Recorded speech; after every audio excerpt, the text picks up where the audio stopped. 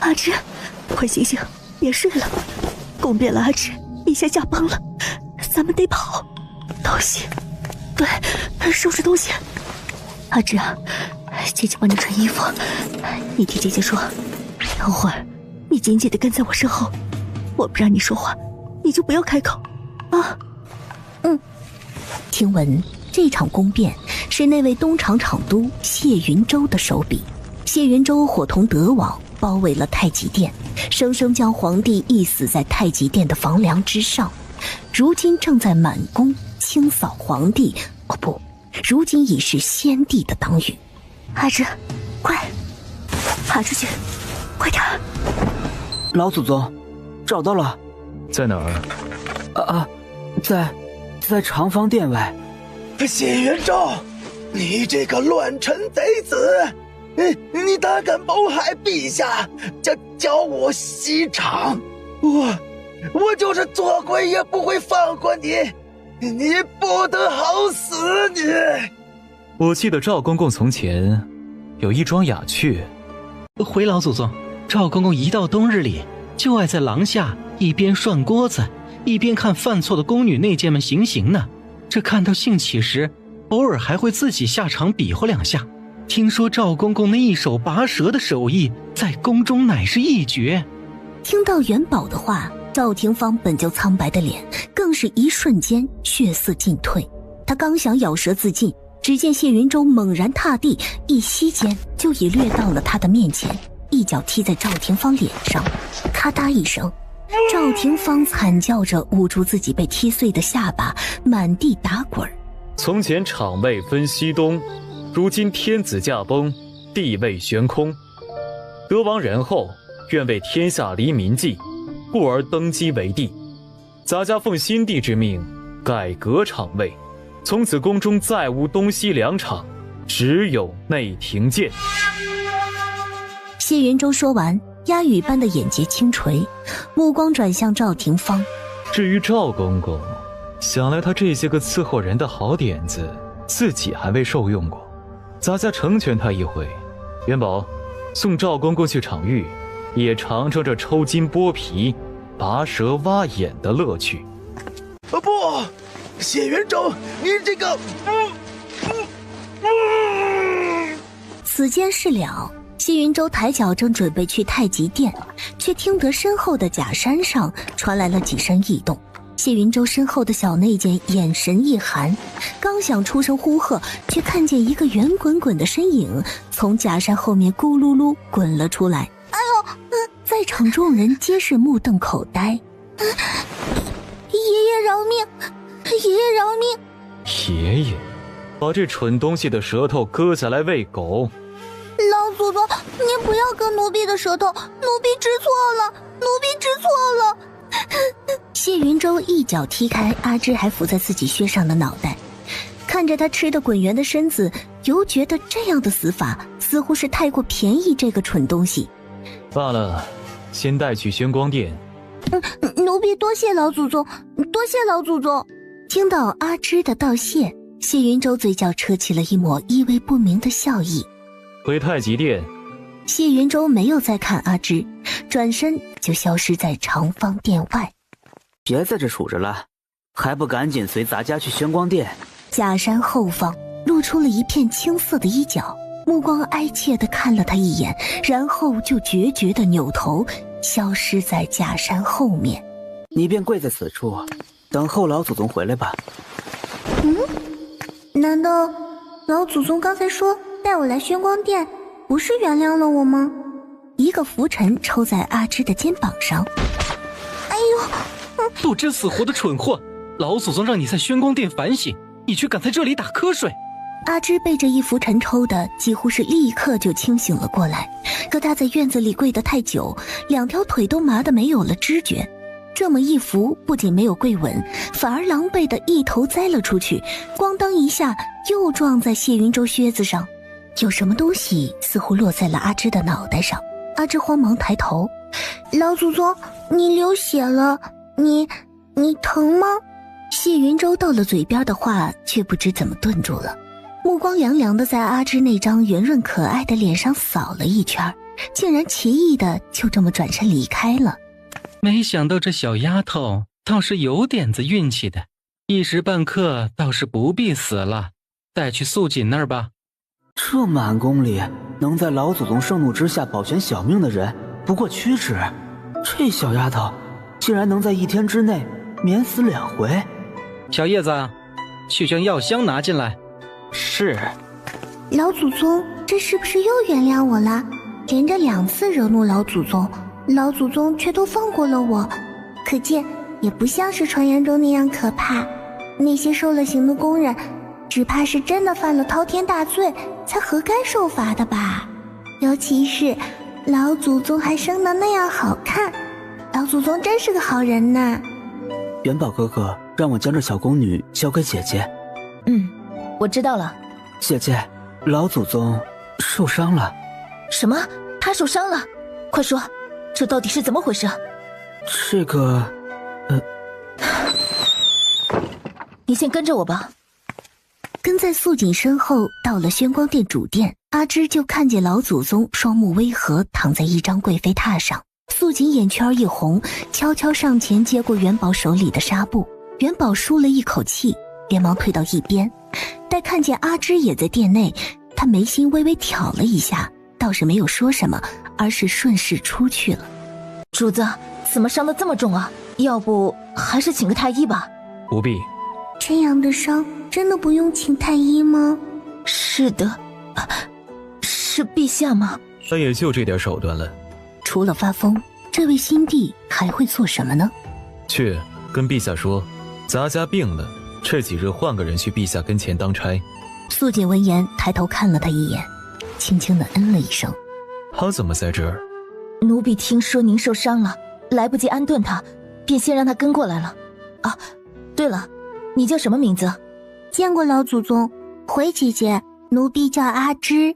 看他一脸乖巧的样子，再想到方才小亭子送他来时的态度，素锦几不可察地叹了口气，到底是起了恻隐之心。长得倒是圆润可爱，瞧着有几分喜气。主子，不如给这孩子改个名字，叫易欢如何？谢云舟的目光凉凉扫向阿芝，这蠢东西还没明白自己的处境呢。在宫里见多了牛鬼蛇神，谢云舟已经好多年没有碰见过这般蠢笨的人了，他倒是起了几分别样的兴致。你看着办。素锦悄悄松了一口气，这便是默许了。是。姐姐，我要改名字了吗？对，以后你就叫易欢。已经改名的易欢乖巧点头。姐姐，老祖宗的头破了好大一个洞哦，他生得这么好看，要是破相了可怎么是好？不用担心，他会好起来的。转眼间易欢来到宣光殿也有几天了，素锦念他年纪小，只让他做些洒扫的活，再加上他平素乖巧懂事，跟内间宫女们相处的还算和谐，日子倒也不难过。姐姐叫我吗？这是庄子里管事递上来的年礼单子，你去前面跑一趟，交个元宝。走到半路，天就下起了雪粒。易欢裹紧风帽，低着头走得飞快。哎呀！易欢刚稳住身子，抬头想跟那个人道歉，就看见一个脸色苍白的小宫女垂着头越过自己，消失在漫天的大雪中。易欢纳闷地抓了抓右后颈，那宫女姐姐的神色看起来好像怪怪的。刚跨进门，看见院子中的那一幕，就忍不住浑身僵硬，呆在了原地。谢云舟一抬眸，就瞧见了站在院门口的易欢，朝他招了招手。易欢被这血腥的一幕吓坏了，竟不知道老祖宗在叫他进去。哎呀，老祖宗叫你呢。见过老祖宗。来干什么呢？回老祖宗，素锦姐姐让奴婢把今年庄子上送来的年礼单子拿给元宝哥哥看。哦，单子呢？易欢在怀里摸了摸，脑门一瞬间窜出了一层白毛汗。丢了？奴婢方才在殿外跟一位姐姐撞上了，许是掉在了那里，奴婢现在就去找。等等。谢云舟慢条斯理地放下茶盏，叫住易欢，点了站在一旁的元宝。元宝，你去。易欢跪在原地，此刻进退两难。谁知谢云舟一个响指响起，院子里因易欢到来而停止的刑罚又重新开始。一直等到月上树梢，元宝这才气喘吁吁地进了门。老祖宗，人找到了。在哪儿？人在陆华宫后头的那座枯井里，死了大概有1个时辰了。这倒是有趣起来了。咱家竟不知，这宫里还有人敢将手伸到宣光殿里来。谢云舟说完就站起身，目光从院子里那个血肉模糊的人身上扫过。行了，给赵公公个痛快吧，咱们去陆华宫瞧瞧。说完之后，他又垂眸看了一眼易欢。你也来。是。一行人不多时就到了陆华宫后殿，院子里那口荒井格外显眼。是你白天碰见的那个人吗？易欢大着胆子往前走了2步，只看了一眼就猛然睁大了眼睛，忍不住惊慌失措地往后退了几步，然后一屁股坐在了雪地里。井口那具女尸死状极惨。主子，近来多雪，那井里积了些水，人被扔进去就粘在了井壁上，奴才让人浇了足足7桶热水，这才将他从井壁上撕下来，这样子嘛，也就稍微磕碜了些。问你呢，是他吗？奴婢不知道。那就凑近了给我仔细瞧。谢云舟话音刚落，抬手就拎着易欢的衣领子，把人拎到了女尸面前，几乎要将她整张脸都按在女尸的脸上。小东西，再瞧不出来，咱家就把你的眼珠子挖出来。回老祖宗，是白天的那个人。易欢还记得他，当时那宫女的脸色苍白如纸，他还因为好奇多看了2眼她的背影。谢云舟侧头看了元宝一眼。你说，这小宫女儿叫珠儿，是晨光殿的洒扫宫女，平日里不常出来走动，因而在宫中倒是有些眼生。哼哼，他这是在跟我闹脾气呢。听闻此话，元宝脸色一白，连忙低下了头。单子呢？梁管事说今年通州不太平，他得了个消息，便一并写在夹缝里，跟年里单子一起呈上来了。那皇帝是怎么知道的？谢云舟打开单子扫了几眼，仍旧递给元宝，只是望向他的眼神却无端冷了几分。元宝，咱家素日里待你如何？主子，您待元宝极好。再敢出这种纰漏，仔细你的皮。奴才不敢，奴才回去便将宣光殿上上下下全部肃清一遍，请主子放心。自己去内廷见领罚。他说完之后就看向易欢，易欢立时浑身一紧。这蠢东西仗20，让素锦好好教教他宣光殿的规矩。自从挨了老祖宗的杖责，易欢已经半个月没下床了。好在素锦是个心善的，每日里会给他喂饭上药，不然他那双腿非要废了不可。姐姐，老祖宗头上的伤好了吗？老祖宗都将你打成这样了，你倒还记得关心他？是因为奴婢做错了事，老祖宗才会生气的。你能时时念着他，这很好。放心，老祖宗没事。前几日已经回陛下身边当差了。那便好。时近年关，易欢身上的伤终于好全了。今日是淑妃的生辰，作为新帝最宠爱的妃子，早在1个月前，内务府就开始操办她的生辰宴了。今夜宫里贵人如云，你只管在外围做事就可以了，别往人多的地方去，知道吗？我绝对不会乱跑的，就守在门口。好，那我进去了。听着太华殿里传来的丝竹声，易欢从腰间挂着的锦囊里悄悄取出了一块点心，快速塞进嘴里，是素锦出门之前特意塞给他的。易欢没有想到突然有人出现在自己身后，吓得一口点心呛在嗓子眼儿，不由得弯着腰剧烈咳嗽起来。抱歉，我不是故意要吓你的。此刻点心已经咽下去了，他赶紧摇了摇头，咳的眼泪都出来了，擦一擦吧。奴婢没事。谭哥哥，我找了你许久，原来是躲出来跟小宫女说话了。里面有些闷，我出来透透气。那我陪你出去走走。不必了，出来许久，我也该回去了。无论我怎么小意讨好，谭哥哥对我始终都是这副不冷不淡的样子，而现在，他竟然当着一个宫女的面下我的面子。想到这里，梁婵猛然转身，目光刺向站在一边的易欢。你随我进殿伺候。是说我吗？怎么着？你不想伺候本郡主？奴婢不敢。陛下，臣妾敬您。今日是爱妃生辰，该是朕敬你才是啊。宫廷内眷和勋贵贵族鱼贯而起，按照次序拿出了一早准备好的祝寿的贺礼。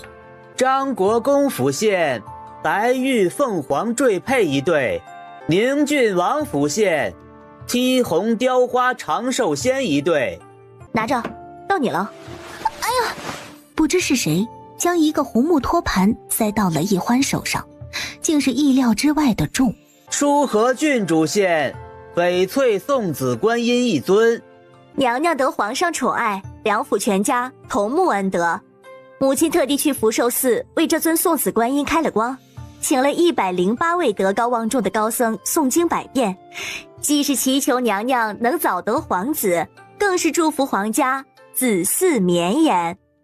他每多说一句话，易欢的膝盖便软半分，心地大喜，趁着酒兴大手一挥，赏字还没有说出口，只听堂下啪嚓一声巨响。好你个大胆刁奴，竟敢砸碎娘娘的寿礼！来人，拖出去！这是怎么了？他瞄了一眼抖成筛子的小宫女，依着礼数不咸不淡地施了一礼。杂家盯着手下人准备娘娘的贺礼，不过来迟了半刻，这寿宴这么快便散了。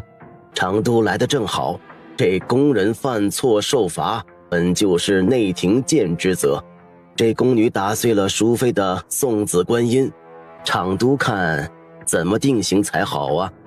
又是这个蠢东西，这丫头还真有点子气人的功夫在身上，能凭一己之力同时把梁婵气歪了嘴，淑妃气花了妆的，隔宫里也找不到第二个了。还有那个人，这婢子是我宣光殿的，真是对不住，砸了淑妃娘娘的寿礼。原来是厂都大人的人呐，原也不打紧，可是多谢娘娘大人大量，不过杂家觉得生儿生女是自身的修行，若是积德行善，上天必赐厚赐；若德行有亏，便是住在观音怀中也是无用。娘娘说可是这个理？元宝接把手，咱们宣光殿的事儿就别麻烦陛下的金甲位了。陛下，这大喜的日子啊，是不易见血。身子也向另一侧歪了歪。有日子没见厂都了，身子可是大安了？回禀陛下，尚未大安。谢云舟的语气不咸不淡的，他一抬头正对上赵胜那双漫不经心的眼睛，似是要将他啄穿。今日出来只为淑妃娘娘祝寿，未免病气过了贵人，杂家就先告退了。出了太华殿，易欢咕咚一下就给谢云舟跪下了。多谢老祖宗，多谢老祖宗，多谢老祖宗。气疯了，青泥板路被夜色浸润的寒凉透骨。易欢顶着膝盖下的丝丝寒意，抬起头来偷看，老祖宗那双俯视一切的眼，正有一搭没一搭地看着自己。真好看呀。老祖宗，你的额头还疼吗？你是不是故意的？奴婢怎敢，实在是那个观音像太重了，奴婢才没有坚持住的。哼，无用，也算是见过2个死人了，还是一点长进都没有。难不成老祖宗希望我是故意的？记住了啊，要想做我宣光殿的人，就给我学得厉害点。素锦姐姐，我回来了。老祖宗，这寿宴上他砸了淑妃的送子观音，近日你看好他，别去太华殿碰晦气。谢云舟刚走，素锦就捏着易欢的耳朵，把他提到耳房里审。恐惧已然过劲儿了，易欢便眉飞色舞地将事情的前因后果都告诉了素锦姐姐。姐姐，给我帕子的那位公子长得当真好看极了，除了老祖宗，他是我见过最好看的人儿。你可知他是谁？不知道。对了，那位贵人叫他谭哥哥。你给我记住了，除了宣光殿里的宫人之外，外头的人都不可信。你要是再看哪个儿郎容貌俊俏便凑过去，看我不揍死你！不是我凑过去的，是他凑过来的。还敢顶嘴？我知道了。素锦走到荷花池边，看着水中倒映着的笑脸，似是有点懂了主子留下这个丫头的用意。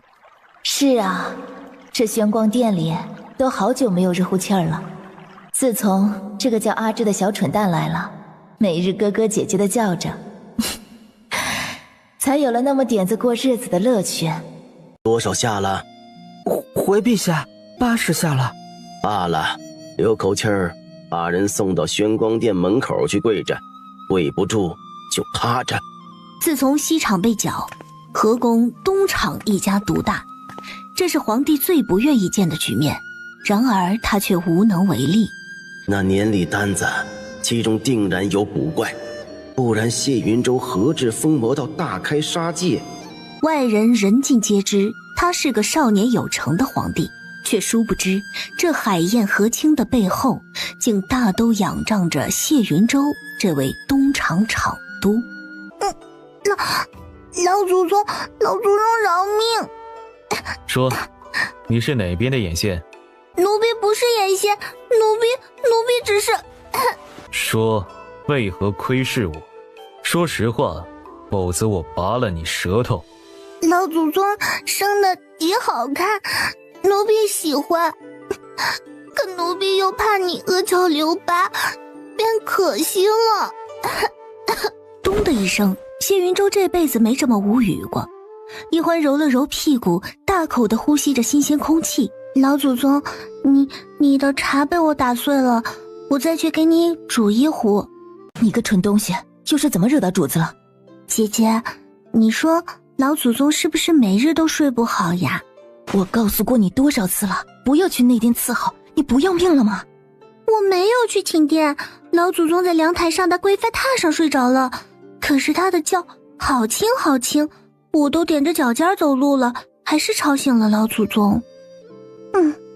这要是我睡着了，那便是天上打雷，年节放炮我都醒不来的。你呀，哎呦，姐姐怎么还在此处？陛下来了，茶水点心得快着些备好。一欢，你记着，等下端稳了东西跟着我，放下东西就走，什么都不要多说。修了这么些天，可大安了？上尉，刚巧，朕今儿带了随侍朕的御医，让他来为厂督治治。陛下，咱家的病不是御医能治好的，若是陛下允准咱家在宫外别府而居的请奏，咱家的病怕是才会好。谢云州，你休想离了皇宫，除非你换了我这个皇帝。那咱家的病便不能好了，无法当值，还望陛下恕罪。听说近来江南水患连连，奏折堆积如山，想来皇上是急着要用我的人了，这才压着火拉着脸面来玄光殿。但就这般求人吗？一欢听话的紧跟在后面，阴样学样的按照素锦呈上的顺序，将茶水点心放在陛下和老祖宗面前。当然他还是偷偷的抬起眼皮，近距离的看了一眼皇上。怎么说呢，皇帝和老祖宗长得好像哦，可是不知道为什么，明明皇帝脸上挂着和善的笑，却更怕人一些。老祖宗阴沉着脸，我却怕不起来。赵胜借着茶水疏解着怒气，用盖碗盖子点了点素锦。是你泡的？回陛下，是奴婢。哦，这不是砸了淑妃寿礼的家伙？这个没脑子的蠢货，不让他冒尖儿，则的就是管不住这张嘴巴。色令之婚的家伙，是奴婢有罪。说来听听，你这茶是怎么做的呀？若是说的不好，再一并治罪。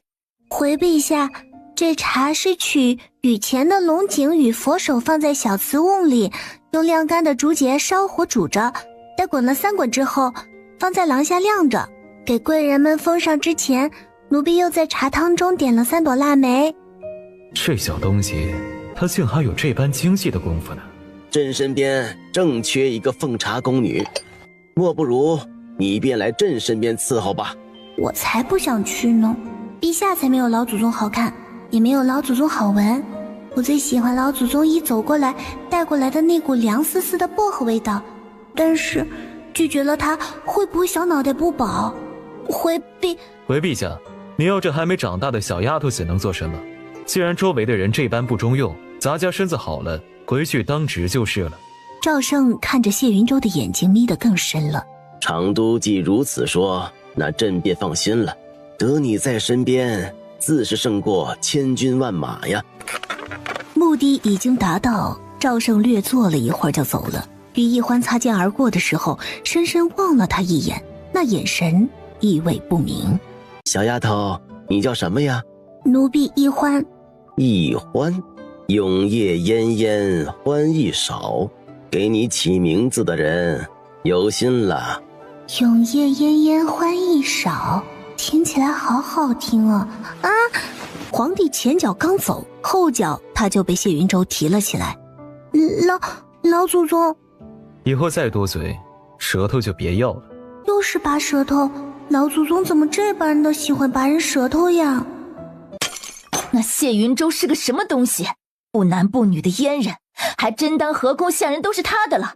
妹妹你也看到了，那可是本宫的生辰，本宫的大日子，他竟然那般纵着贱奴。如今你出去听听，看看都是怎么议论我的。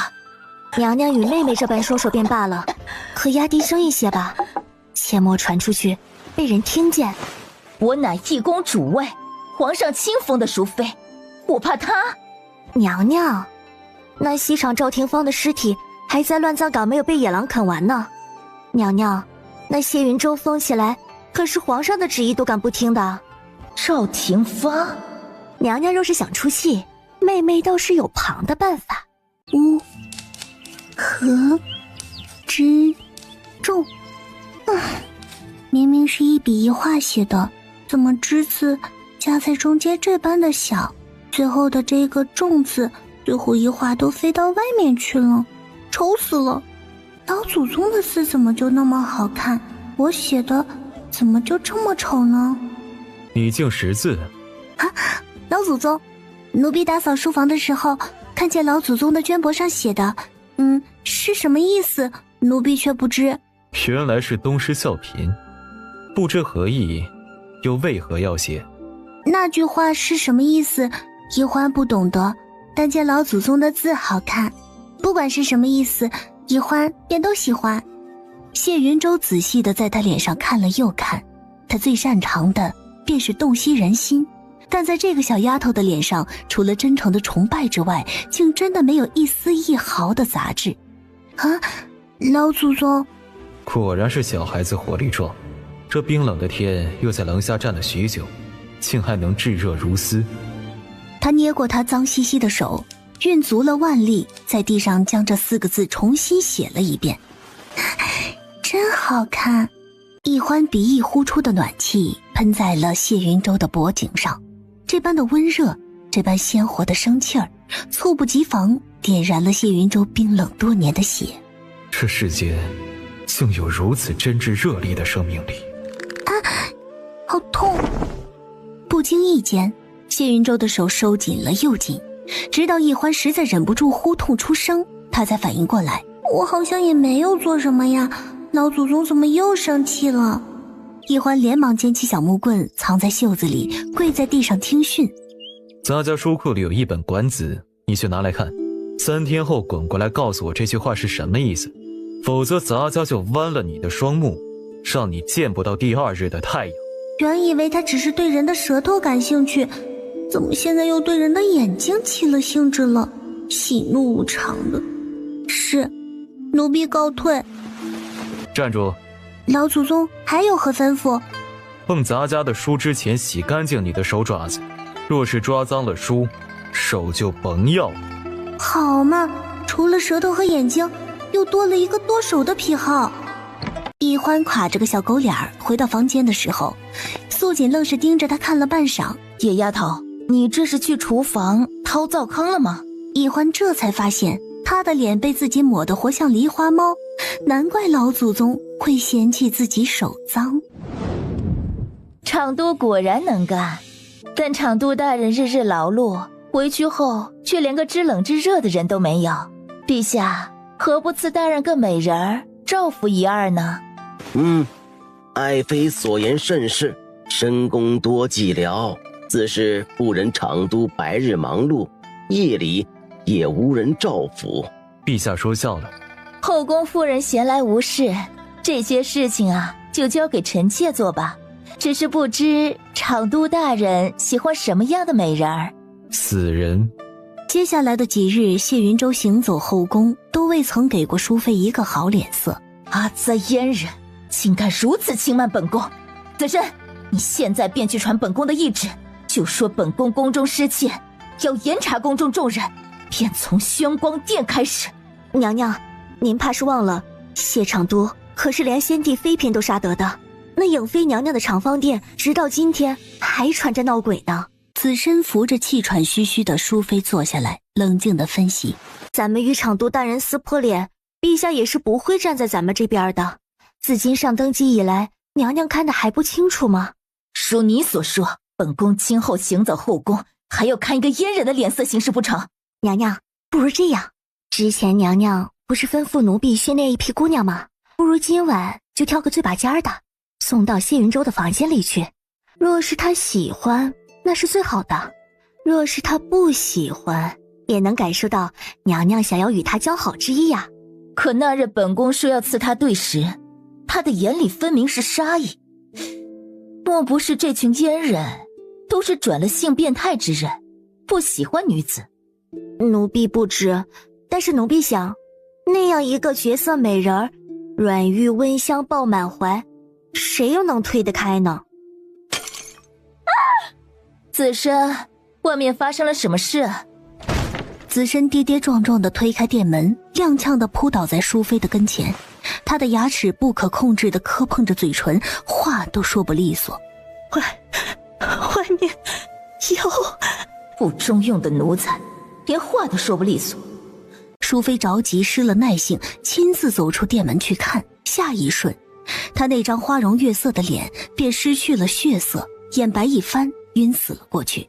太华殿正中的老槐树上，不着寸缕的女尸散发着腐朽的气息，那分明就是他们昨夜送到宣光殿的女子。次日，太华殿需封宫避疾的消息传遍了后宫，后宫众人议论纷纷，淑妃要强，生怕久病失宠于皇上。然而当他强撑着精气神来承光殿面见圣上之时，另一则消息几乎要了他另半条命。皇室要选秀了，听说是谢云州亲自提议，一手督办。淑妃娘娘，下次再送美人，不若送到陛下身边，不仅能帮娘娘争个贤良大度的名声，还能分了秀女新人的宠爱，让太华殿君恩常驻。你一定要争气，想尽一切办法让皇帝宠爱你。我让你吃好的用好的，可不是让你在后宫中当个默默无闻的贵人的。是，女儿一定不负众望。哎呦，姑娘怎亲自来了？可是老祖宗有何吩咐？素锦姐姐让我带他们来帮忙，劳烦公公安排个住处。奴才怎敢劳烦宣光殿的人做这些脏活呢？要么姑娘就先在暖阁里歇下，明日殿选时帮忙捧着秀女的名册子。成。易欢眉开眼笑，她自幼与姐姐在长芳殿劳作，安排给她做的也是最笨最粗重的活计。可自她做了老祖宗殿内的工人，便再也没有人敢欺负她。老祖宗可真好，我可要好好的报答老祖宗才行。什么人？回老祖宗，奴婢易欢。何事？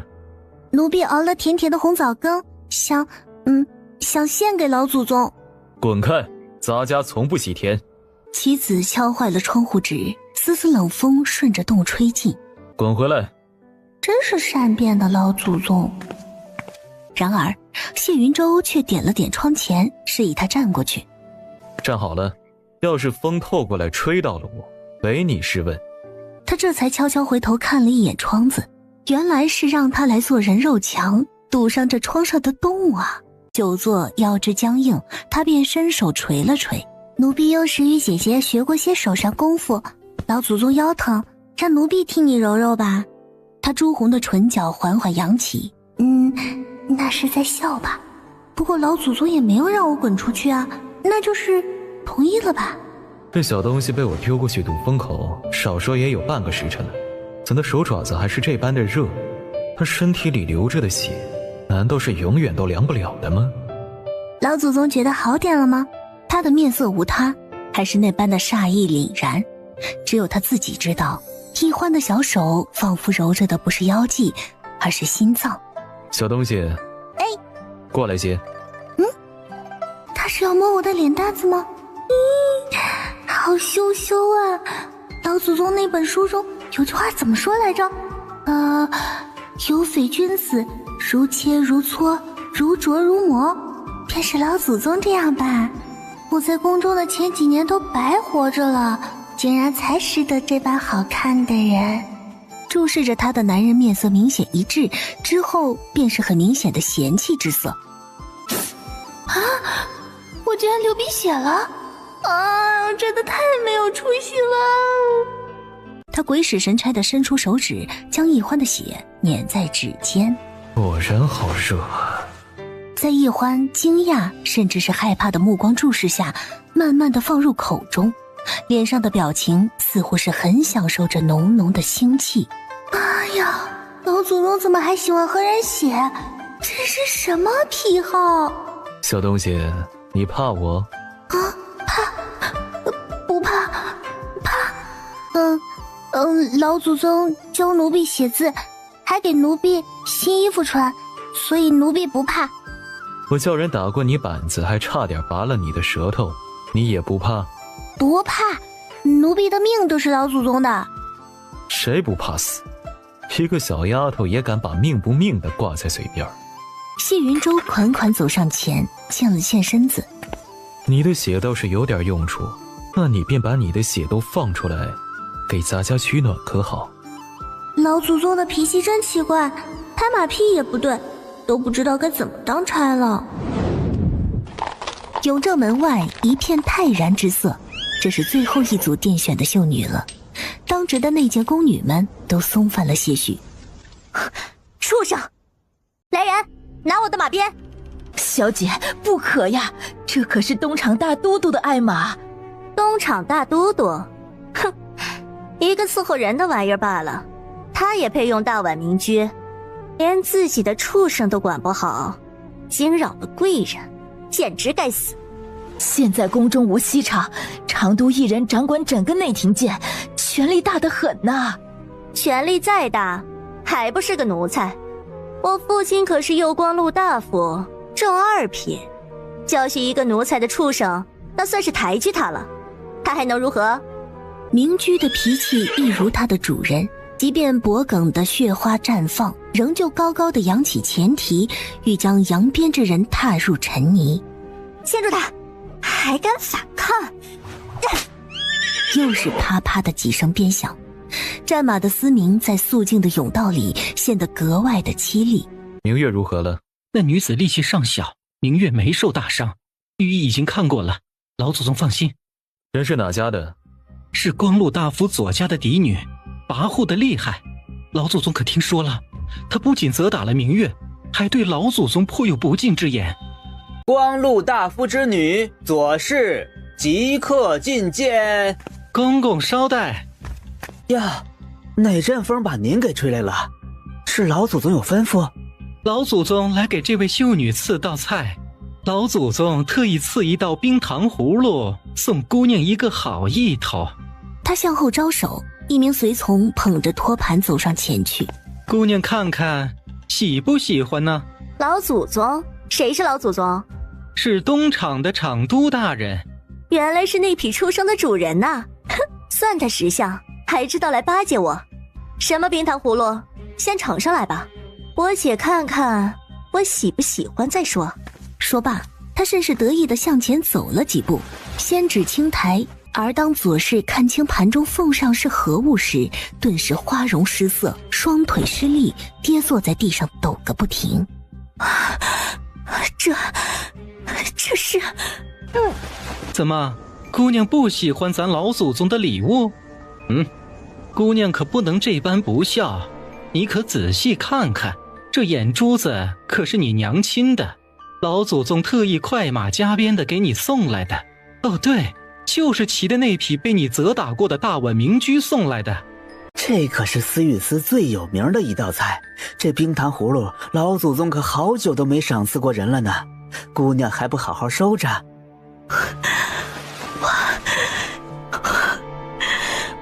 我要告诉陛下。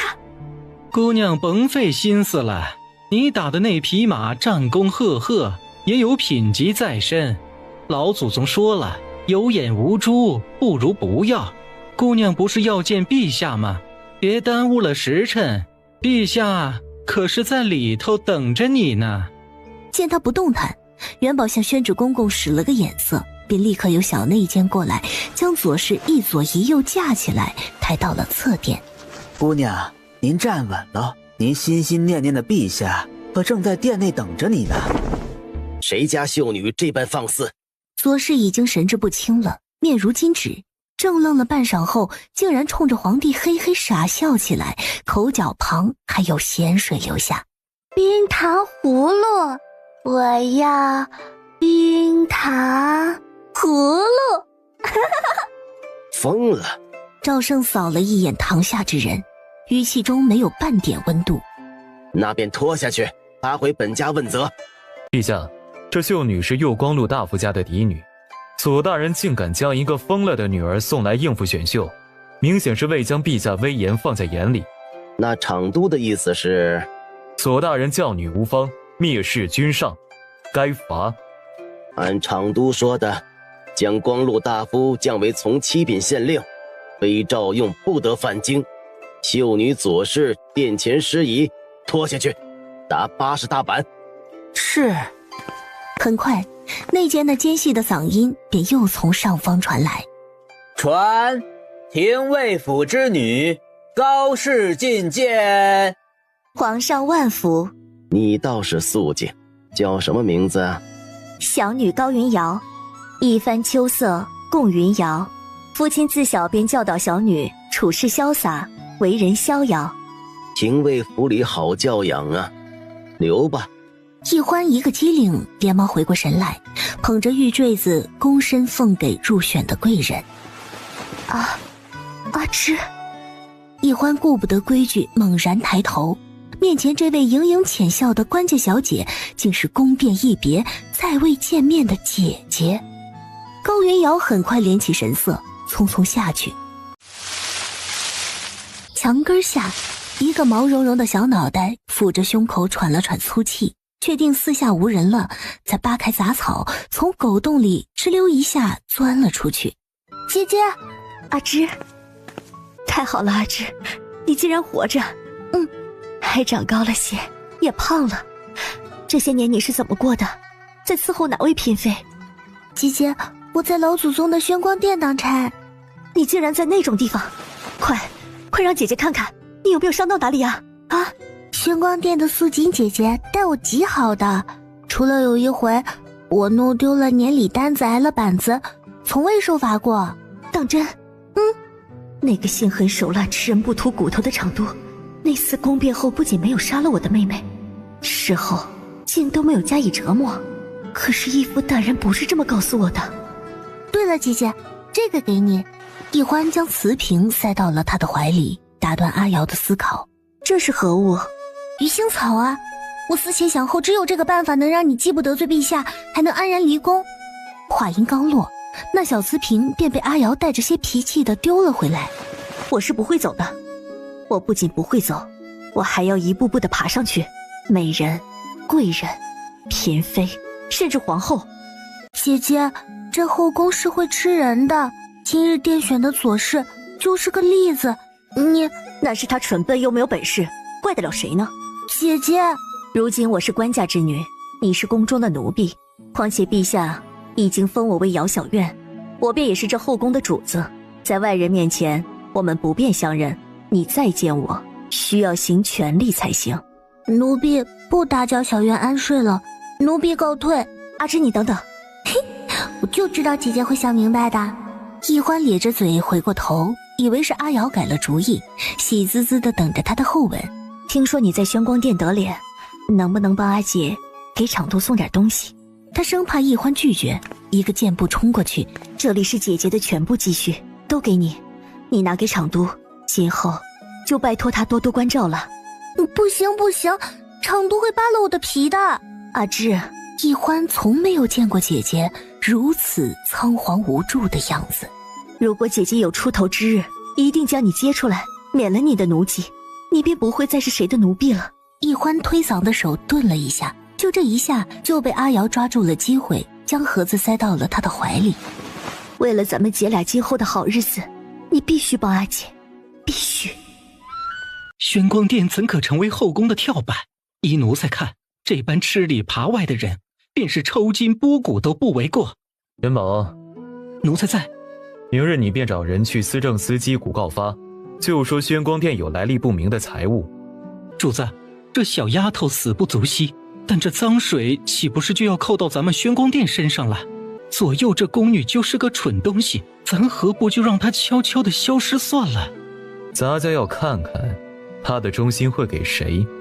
易欢，醒醒醒醒！啊，懒丫头，你快起来，收工了。收工就收工嘛，被窝里好暖和，我不想起。